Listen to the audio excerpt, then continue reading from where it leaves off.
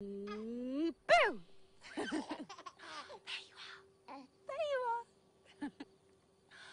Y ¡piu!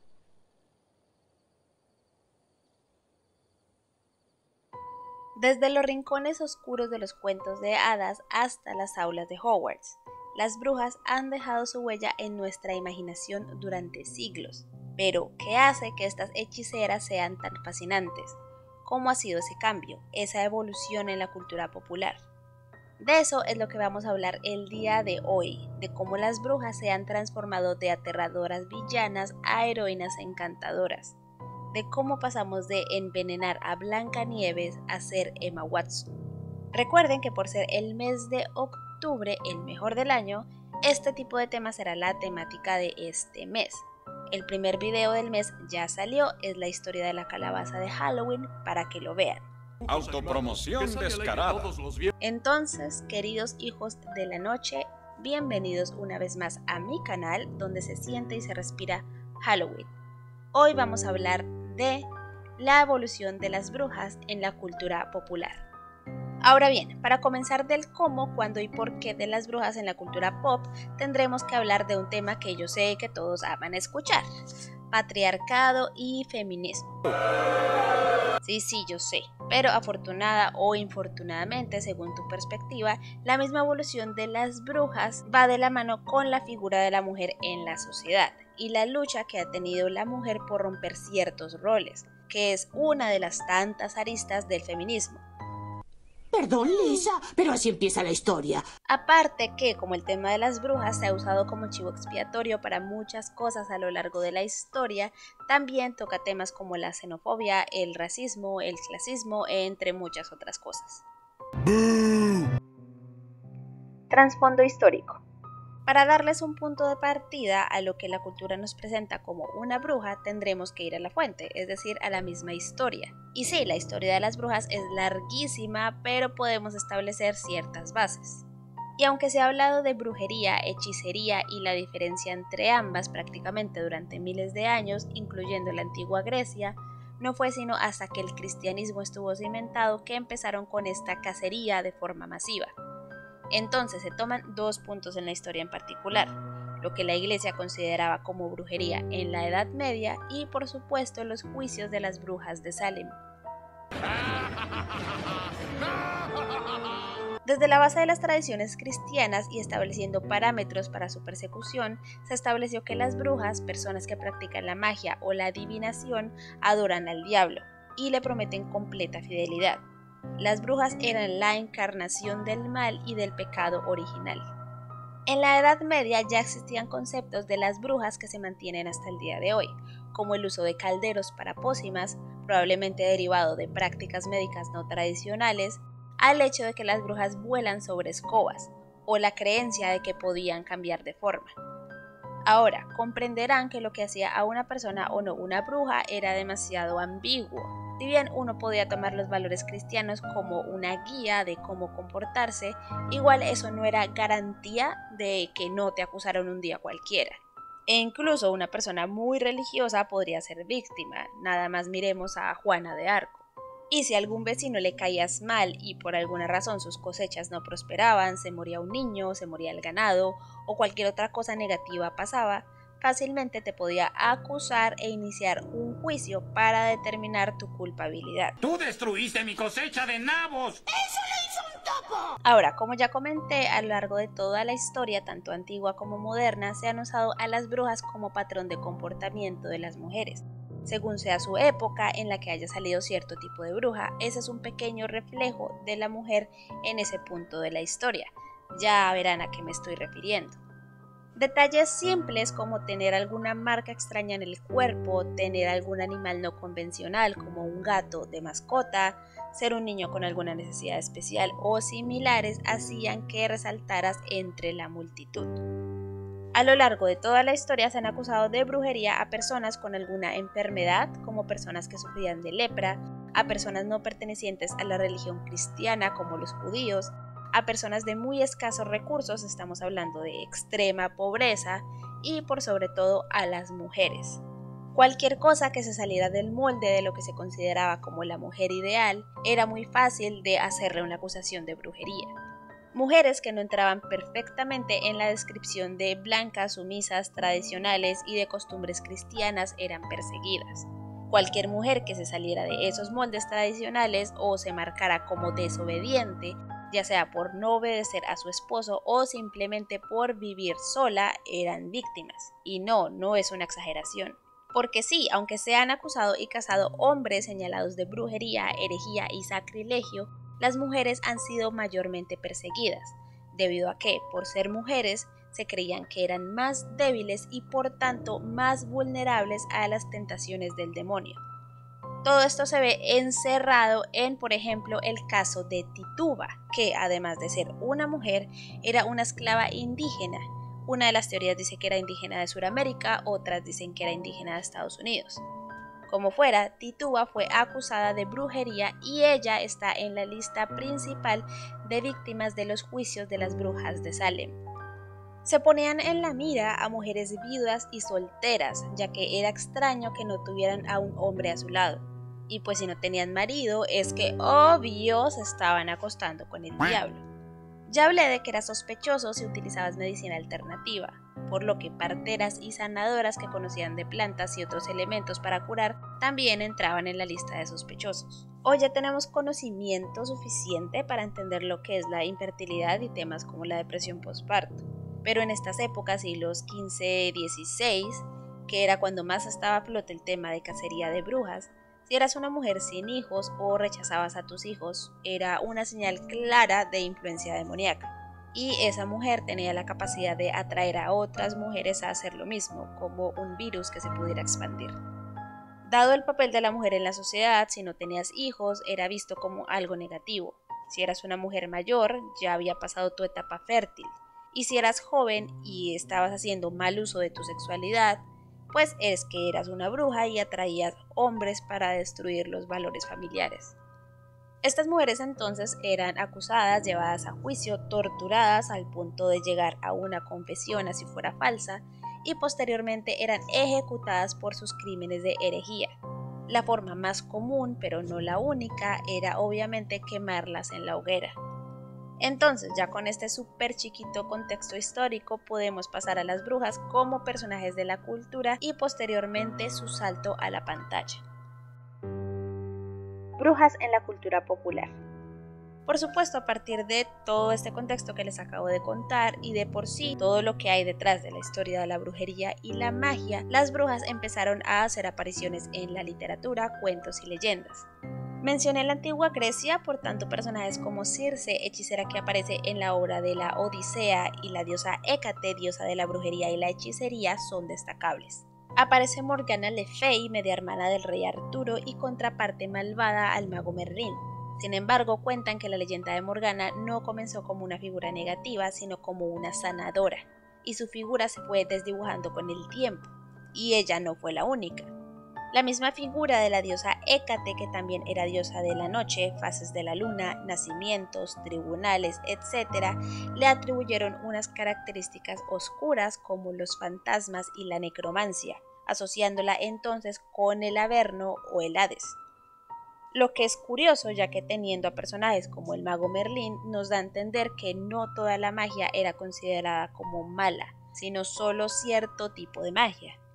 El siglo XV entonces fue uno muy importante, ya que particularmente sale el Malleus Maleficarum, también llamado como el martillo de las brujas, que era una guía precisamente para ubicarlas y cazarlas.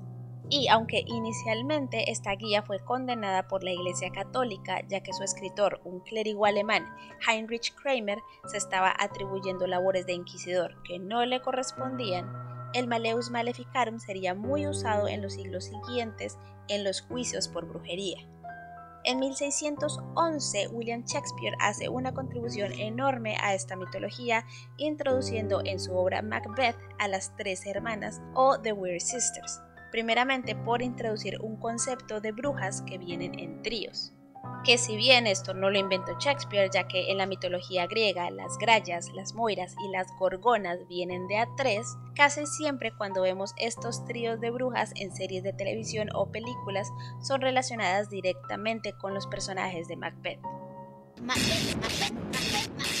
Además, la misma descripción de las tres hermanas sería clave en todo este concepto de las brujas, ya que eran descritas como figuras marchitas, salvajes, que no se parecían a los habitantes de la tierra. Además de eso, tenían dedos agrietados, labios muy delgados y aparte eran masculinas, poseedoras de barbas. Adicionalmente a esto, Shakespeare rescata otro estereotipo dado por la historia, y es el uso del caldero. Entonces, asociar una apariencia desagradable a las brujas se volvería un estándar para los cuentos e historias, como se vería en cuentos de tradición popular como Hansel y Gretel. Sí habrían ejemplos de brujas buenas, sin embargo estas brujas o hechiceras buenas estaban ligadas más con las hadas, quienes eran las que daban virtudes y regalos, tales como las hadas de la Bella Durmiente, la hada azul de Pinocho y la hada madrina de Cenicienta. Brujas buenas como tal serían representadas por ejemplo en personajes de la obra de Frank Baum, El maravilloso mago de Oz, obra publicada en 1900. Y esta es la obra que nos abre el camino a las brujas en medios audiovisuales. Las brujas en la pantalla. Las primeras representaciones de brujas en la pantalla no se salían mucho de lo que ya estaba descrito en la historia y en los libros.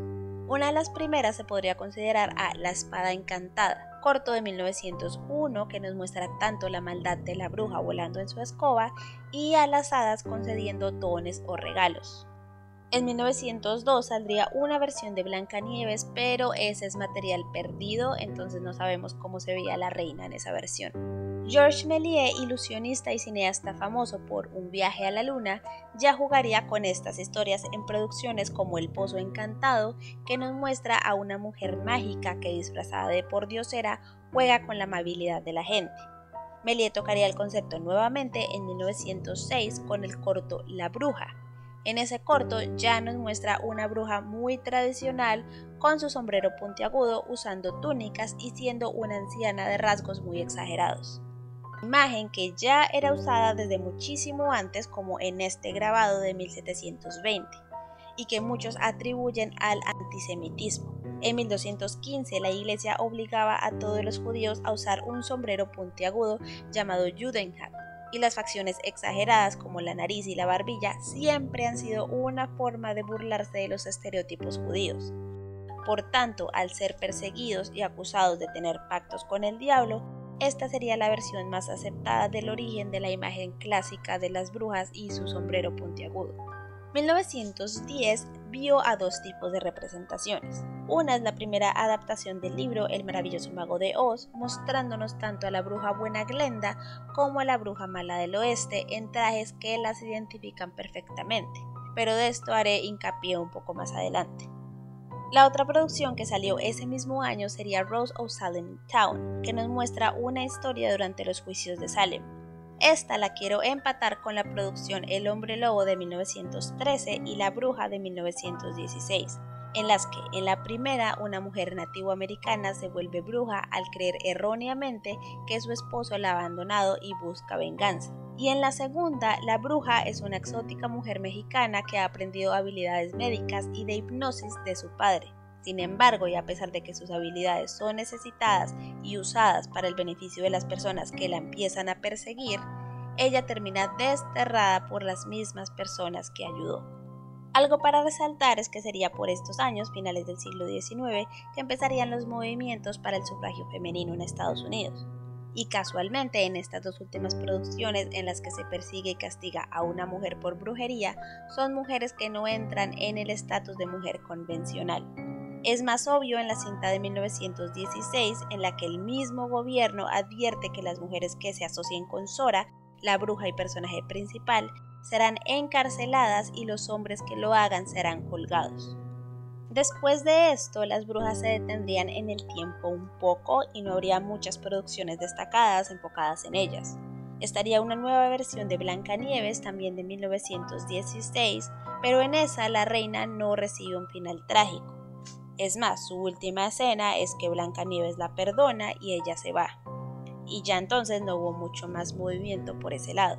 Lo que sí se movió fueron las mismas producciones de Hollywood, que empezaron a ser mucho más arriesgadas, por lo que mostraban sexo, violencia, alcohol, antihéroes, entre otras conductas que iban de la mano con la liberación femenina de las Flapper Girls y pues todo este movimiento. Por lo que en 1930 sale el Código Hays, que es un código de conducta para las producciones de Hollywood, de lo que se consideraba moralmente aceptable y lo que no. Un código con una severa influencia religiosa con el fin de conservar los valores tradicionales. Este código tenía reglas específicas para un montón de cosas y hacía un hincapié en que los actos malvados tenían que ser castigados. No había cabida para ambigüedades, tenía que quedar claro qué estaba bien, qué no, y la maldad tenía que ser castigada. Es aquí entonces que aparece la versión más famosa de Blancanieves, lanzada por Walt Disney en 1937, cuyo diseño de bruja como pordiosera sería a mi parecer reciclado del corto de 1932 The Silly Symphony Babes in the Woods. En esta versión, aunque la reina sea hermosa, eventualmente su maldad y su fealdad interna son externalizadas, y últimamente esa maldad debe recibir un castigo muy claro, siendo ella completamente opuesta a Blancanieves, que es el epítome de todo lo que está bien y es bueno. El impacto cultural que tuvo Blancanieves empataría con la película que saldría 2 años después, El Mago de Oz.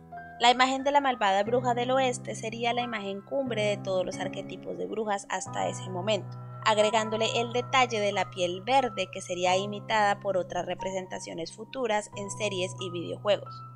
Además de eso, y eso viene desde la obra original y también coincide con lo que nos mostró Blancanieves, se hace una distinción muy clara del mal y del bien. Las brujas malvadas son de aspecto desagradable y castigadas, Witches are old and ugly. mientras las brujas buenas son lo contrario, son alegres, son bellas y son amables. I've never heard of a beautiful witch before. Only bad witches are ugly. También por el mismo código que regía Hollywood en esos momentos, las brujas ya no tenían ninguna asociación con elementos religiosos como lo eran las brujas quemadas en la hoguera de Salem. Las brujas pasaron a ser seres fantásticos, alejadas de una figura humana. Su magia venía de pura ficción y no se le relacionaba con tratos con el diablo. Con la llegada de la Segunda Guerra Mundial, toda la industria de Hollywood tuvo un vuelco, se volvió nacionalista. El deber era ahora resaltar los valores americanos. Entonces, las pocas representaciones de brujas que había en su momento, como Me casé con una bruja de 1943 y La mujer que regresó de 1945, nos muestra a las brujas como seres extraños y diferentes, aún mostrando la magia como algo negativo. Sin embargo, volviendo a adoptar una imagen más bella y seductora, como la de una tentación. Lo mismo en la película Sortilegio de Amor de 1958, donde una mujer abandona sus poderes mágicos por amor, mostrando eso como algo positivo. Estas nuevas versiones volverían a unirlas con sus antepasados, en donde una mujer con una sexualidad más liberada que el resto era vista como malvada, aunque viendo esas producciones con ojos de hoy, esas brujas se ven como personajes más reales con los que uno se puede identificar. Con el fin de la guerra y con el fin del racionamiento de azúcar y masificación del Halloween, más y más brujas aparecieron en dibujos animados con el fin de popularizar esta tendencia a disfrazarse. Sin embargo, las brujas que aparecían en los medios no se salían de los moldes ya establecidos. Y así fue como la imagen de la bruja se volvería un icono de las fiestas de Halloween, o como se le conoce en muchos países, el Día de Brujas. Entonces, con la llegada de los años 60, llegó la masificación de la televisión y nuevas brujas empezaron a llegar a la cultura popular. Ver televisión era una actividad que se hacía en familia, por lo que estas nuevas versiones, las de la pantalla chica, eran family friendly. Las brujas llegaron a las comedias familiares, adoptando un tono más cómico y amigable. Es aquí cuando aparece la serie Hechizada, con una bruja bella, joven y divertida. Sin embargo, todavía presionada a mantener ocultos sus poderes con el fin de parecer ser una esposa y ama de casa usual. También hace su debut Sabrina Spellman, personaje de los cómics de Archie, y que eventualmente tendría su serie y desarrollo por cuenta propia. Si Samantha de Hechizada lidiaba con las aventuras diarias de una ama de casa, Sabrina lidiaba con las problemáticas de ser una adolescente, todo enmarcado en más movimientos de liberación femenina, como buscar su lugar en el mundo laboral, tener derechos reproductivos y sexuales. Las mujeres eran más decididas y alzaban la voz y no simplemente se dedicaban a obedecer a su esposo. Sin embargo, estas nuevas versiones seguían manteniendo esta vida de familia tradicional. Tal es el caso de la familia Addams y los Munsters, que seguían siendo familias nucleares. Sabrina, quien se ve obligada a ocultar sus poderes para pasar por normal, o Hechizada, que une tanto a la familia tradicional como con ocultar su naturaleza de bruja ante los pedidos de su esposo y aunque ella no lo quiera. La dualidad de la bruja. Para el fin de los años 60 y 70, el código Hays ya no dictaba en Hollywood, por lo que las brujas pudieron volver a ser personajes ambiguos en cuanto a moralidad. Por el mismo clima social que se empezó a vivir y la contracultura, hubo muchos más cambios en la sociedad que alimentaría a las brujas para darles más multidimensionalidad. Ya habían pasado por el filtro de mujer hermosa pero de buen corazón, cuyo defecto es la magia, además del filtro de comedia romántica. Entonces, con el movimiento hippie en auge, el uso de sustancias, la liberación sexual y el propio cuestionamiento de los ideales tradicionales, resurgió una curiosidad por el ocultismo y otras prácticas alejadas de la religión cristiana, y por supuesto las producciones reflejaron esto, siendo más crudas, más fuertes y arriesgadas. Entonces con esto las brujas volverían a tener una connotación religiosa, y por supuesto gracias a producciones como El bebé de Rosemary y Suspiria volverían a tener esta asociación con el diablo y los cultos satánicos. El bebé de Rosemary principalmente mostrando a brujas y brujos como algo que podría pasar. Las brujas ya no eran un personaje fantástico que tenía una magia inofensiva, sino que podría ser tu propio vecino cometiendo herejía. Así entonces el personaje de la bruja solo tenía dos connotaciones, o algo malvado y producto de la adoración del diablo que corrompía a los jóvenes y a la sociedad, o algo completamente fantástico e irreal. What does it mean to be a witch? That the current spread of belief in magic and the occult is part of mental illness. Bad luck isn't brought by broken mirrors, but by broken minds. Ahora teníamos películas como Travesuras de una bruja de 1971 que nos mostraba una bruja buena, una mujer soltera que acoge a unos niños y que usaba sus poderes para el bien, siendo muy opuesta a lo que sería por ejemplo la bruja de Hansel y Gretel. Y para darles un dato de algo de lo que se encargó tanto esta película como Hechizada y Sabrina, etc., es mostrarnos esos estereotipos de cara verde, escoba, sombrero y caldero como eso, estereotipos. Sin embargo, estas interpretaciones positivas de las brujas siempre dejaban por fuera el cómo ellas habían obtenido sus poderes. Su fuente es un misterio y por tanto es alejada de la realidad y se queda en un mundo fantástico. Por lo contrario, cuando sí se habla de cómo recibir poderes de brujas, ya es donde entran los cultos y los pactos con el diablo. Esto desencadenó en el pánico satánico de los 80, en el que, tal como en El bebé de Rosemary, las personas creían que cultos satánicos que robaban niños, cometían abusos y asesinatos proliferaban en todos los vecindarios. Esto también iba de la mano con la cantidad de casos de asesinos seriales, en donde en algunos casos se usaba como excusa o causa de estas conductas a pactos con el diablo y rituales que llevaban a las personas a cometer esos crímenes. Es por tanto que, dada esta realidad, las brujas no volverían a tener un papel en la cultura popular por muchos años, al menos hasta finales de la década y comienzo de los años 90, en donde ya el pánico satánico había disminuido y entonces ya era el momento de representar todo aquello que se vivió en la gran pantalla. Entonces habría un retroceso con respecto a la imagen positiva que la bruja medio había ganado en los años 60 y volvía a ser la villana de las grandes producciones, pero también se sumaba a algunas representaciones de la histeria colectiva que había causado todo este miedo. Películas como Las brujas de Eastwick de 1987 muestra el precio que 3 mujeres deben pagar al jugar con brujería y hacer tratos con el diablo. La Sirenita de 1989, en la que Disney rescataría a su bruja malvada aprovechándose de una princesa. Las Brujas de 1990 volvería a mostrar a las brujas como seres sumamente desagradables que hacían daño a los niños, bajo una fachada de mujer sensual y elegante. La muerte le sienta bien de 1992, mostrando cómo la magia era corrupta y retomando la obsesión por la vanidad y envidia digna de la misma reina de Blancanieves. Hocus Pocus de 1993, mostrando todos los estereotipos anteriores, el daño a los niños, la obsesión por la vanidad, el uso de la sexualidad y la adoración al diablo en las villanas principales. Y finalmente Las Brujas de Salem de 1996, que nos mostraba una vez más aquello que había sucedido en Massachusetts. Acá lo curioso es que en la misma década de los 90 volvimos a tener a la bruja como seres malvados y de influencia negativa, pero al mismo tiempo en esa misma década la figura volvería a tener un cambio completo, esto impulsado casi que por una única película, The Craft. Watch out for those weirdos. We are the weirdos, mister. Retomando el poder. The Craft o Jóvenes Brujas es una película de 1996 que nos muestra a 4 jóvenes que practican brujería. Ahora, si bien no muestran a la brujería como algo positivo al 100%, ya que nos muestran las repercusiones negativas de una ambición a ese poder, también combaten magia con magia, es decir, tener poder no es malo, es el uso que se le da. Esta película es revolucionaria por varias razones. La primera nos muestra la fuente del poder, pero no como algo negativo, sino algo que se debe aprender a usar.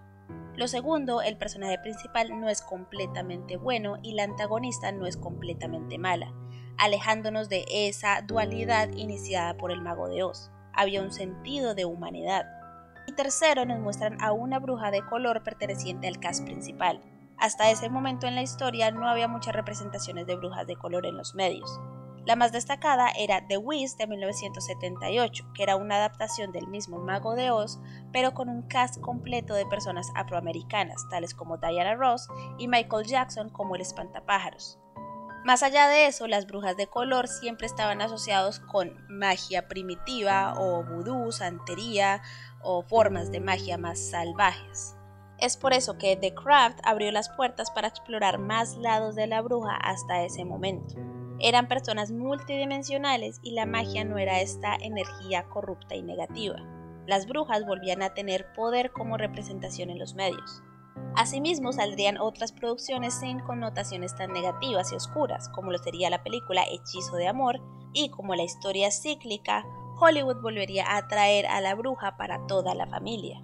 La serie de Sabrina, la bruja adolescente, basada en su antiguo personaje de los cómics de Archie y la cual tuvo su propia caricatura años después, Casper y la mágica Wendy, personaje que debutó en los años 50 y tuvo popularidad en los 60, y Los Locos Adams con Morticia y la abuela practicando brujería.